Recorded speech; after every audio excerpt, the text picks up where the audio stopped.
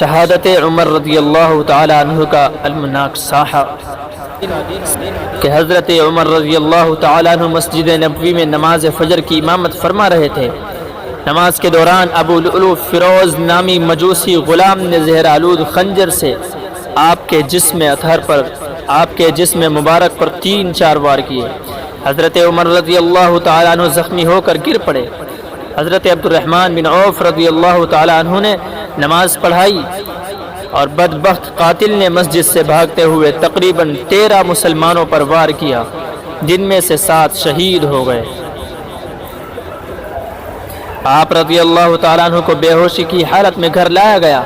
ہوش آنے پر جب آپ کو بتایا گیا کہ حملہ آور مجوسی تھا تو آپ نے اللہ کا شکر ادا کیا اس بات پر کہ حملہ آور مسلمان نہ تھا۔ آپ رضی اللہ تعالیٰ عنہ پر خشیت الہی کی کیفیت طاری ہو گئی۔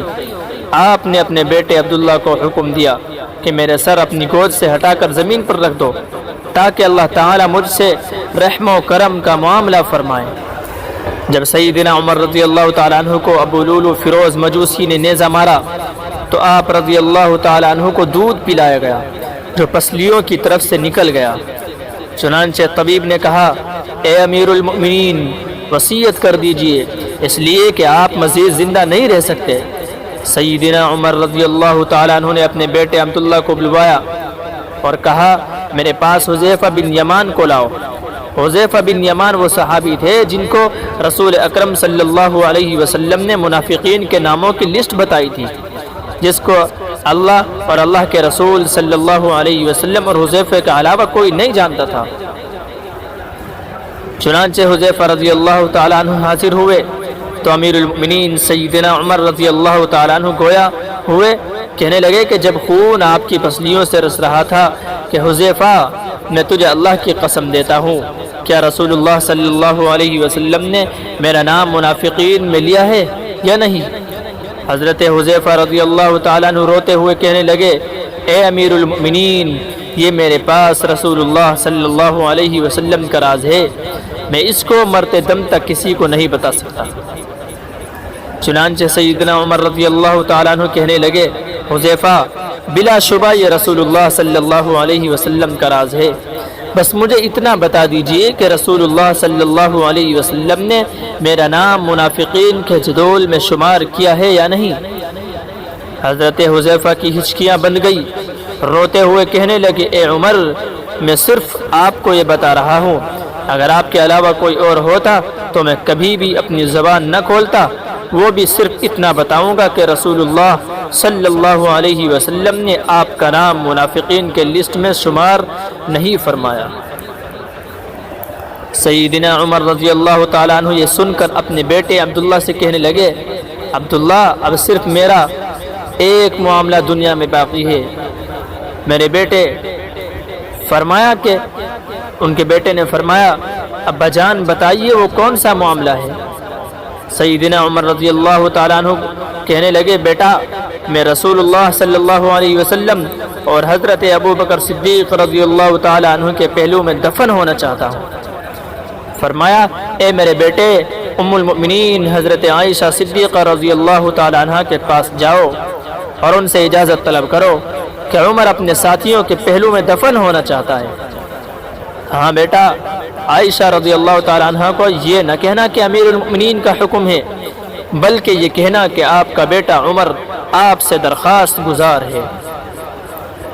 چنانچہ ہم سب کی ماں ام المؤمنین حضرت عائشہ صدیقہ رضی اللہ تعالیٰ عنہ کہنے لگی، میں نے یہ جگہ اپنی قبر کے لیے مختص کر رکھی تھی، لیکن آج میں عمر کے لیے اس سے دستبردار ہوتی ہوں۔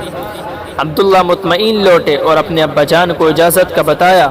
سیدنا عمر رضی اللہ تعالیٰ عنہ یہ سن کر اپنے رخسار کو زمین پر رکھ دیا، اپنے بیٹے کو حکم دیا کہ میرا سر زمین پر رکھ دو۔ آداب فرزندی سے معمور بیٹا آگے بڑھا اور باپ کے چہرے کو اپنی گود میں رکھ لیا۔ باپ نے بیٹے کی طرف دیکھا اور کہا، اس پیشانی کو زمین سے کیوں اٹھایا؟ اس چہرے کو زمین پر واپس رکھ دو، ہلاکت ہوگی عمر کے لیے اگر اس کے رب نے اس کو قیامت کے دن معاف نہ کیا۔ چنانچہ 3 دن کے کرب میں گزارنے کے بعد آپ رضی اللہ تعالیٰ عنہ زخم کی تاب نہ لاتے ہوئے یکم محرم الحرام سن 24 ہجری کو جام شہادت نوش فرما گئے، اس دار فانی سے کوچ کر گئے، انا للہ و انا الیہ راجعون۔ اور فرمایا تھا کہ جب میرے جنازے کو اٹھایا جائے اور مسجد نبوی میں میرا جنازہ پڑھا جائے تو حذیفہ پر نظر رکھنا، کیونکہ اس نے وعدہ توڑنے میں تو شاید میرا حیا کیا ہو، لیکن دھیان رکھنا کہ وہ میرا جنازہ بھی پڑھتا ہے یا نہیں۔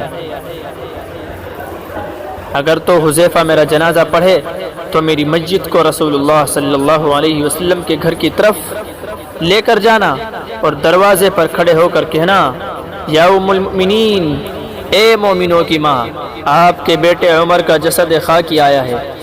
ہاں، یہاں بھی یاد رکھنا کہ امیر المؤمنین نہ کہنا، عائشہ مجھ سے بہت حیا کرتی ہے۔ اگر تو عائشہ رضی اللہ تعالیٰ عنہ اجازت مرحمت فرما دیں تو ٹھیک، اگر اجازت نہ ملے تو مجھے مسلمانوں کے قبرستان میں دفنا دینا۔ عبداللہ بن عمر رضی اللہ تعالیٰ عنہ کہتے ہیں، ابا جان کا جنازہ اٹھایا گیا تو میری نظر حذیفہ پر تھی۔ حذیفہ آئے اور انہوں نے ابا جان کا جنازہ پڑھا، میں دیکھ کر مطمئن ہو گیا اور ابا جان کی مسجد کو عائشہ رضی اللہ تعالیٰ عنہ کے گھر کی طرف لے کر چلے، جہاں ابا جان کے دونوں ساتھی آرام فرما تھے۔ دروازے پر کھڑے ہو کر میں نے کہا، اماں جان، آپ کا بیٹا عمر دروازے پر کھڑا ہے، کیا آپ اس کو دفن کی اجازت دیتی ہیں؟